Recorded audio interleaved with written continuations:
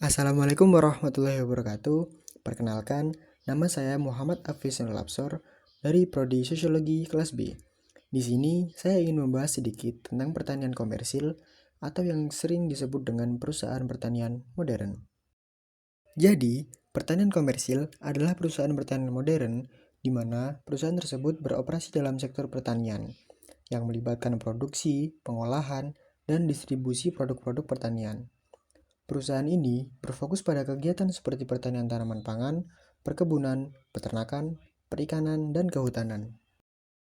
Perusahaan pertanian dapat melibatkan berbagai jenis usaha, mulai dari pertanian skala kecil hingga perusahaan besar dengan operasi yang luas. Mereka biasanya memproduksi sebagai berikut, yakni 1. Berbagai tanaman pangan, seperti padi, jagung, dan gandum.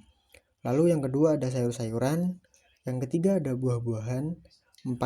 Bahan baku industri seperti kelapa sawit, karet, dan teh, 5. Produksi peternakan seperti daging, susu, dan telur, dan yang terakhir adalah perikanan seperti ikan, udang, dan kerang.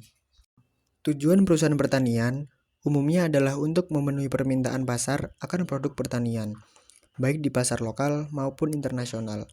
Mereka juga berperan dalam memastikan keberlanjutan pasokan pangan, pengembangan teknologi pertanian, dan kontribusi terhadap pertumbuhan ekonomi di sektor pertanian. Selain itu, perusahaan pertanian dapat memiliki berbagai jenis struktur kepemilikan, mulai dari perusahaan milik negara, perusahaan swasta, hingga usaha tani kelompok atau individu. Mereka juga dapat beroperasi dalam rantai pasokan pertanian, mulai dari produksi, pemrosesan, distribusi, hingga pemasaran produk pertanian. Nah, setelah kita tahu tentang apa itu pertanian komersil, berikut adalah beberapa contoh perusahaan pertanian di Indonesia.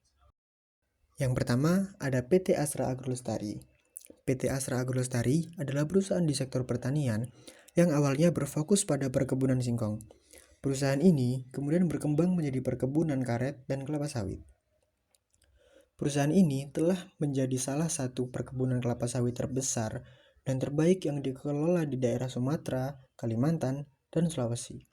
Mereka mengelola perkebunan kelapa sawit dengan total seluas 287.604 hektar. Selanjutnya, ada PT Andira Agro. PT Andira Agro beroperasi di sektor perkebunan kelapa sawit dengan fokus pada panen dan pengolahan tandan buah segar di perkebunan mereka di Sumatera Selatan.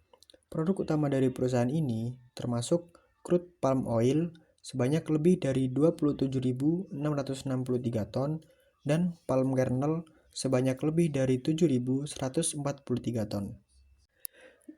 Yang ketiga, ada PT Austindo Nusantara Jaya. PT Austindo Nusantara Jaya adalah perusahaan yang bergerak di bidang perkebunan kelapa sawit. Mereka juga memiliki pabrik pengolahan untuk memproduksi crude palm oil dan palm kernel. Selain itu, perusahaan ini juga terlibat dalam produksi dan perdagangan sagu serta sumber daya energi terbarukan melalui anak-anak perusahaannya. Nomor 4, ada PT BC Internasional. PT BC Internasional adalah perusahaan agribisnis yang berfokus pada produksi dan penjualan benih hibrida berkualitas tinggi untuk tanaman pangan hortikultura, serta agrokimia seperti pupuk dan pestisida. Perusahaan ini menyediakan berbagai jenis benih, termasuk benih jagung, padi, dan tanaman hortikultura. Salah satu merek terkenal dari perusahaan ini adalah benih jagung dengan merek BC18. Nah, sekian pembahasan kita tentang pertanian komersil atau perusahaan pertanian modern. Semoga bermanfaat. Sampai jumpa di video selanjutnya. Assalamualaikum warahmatullahi wabarakatuh.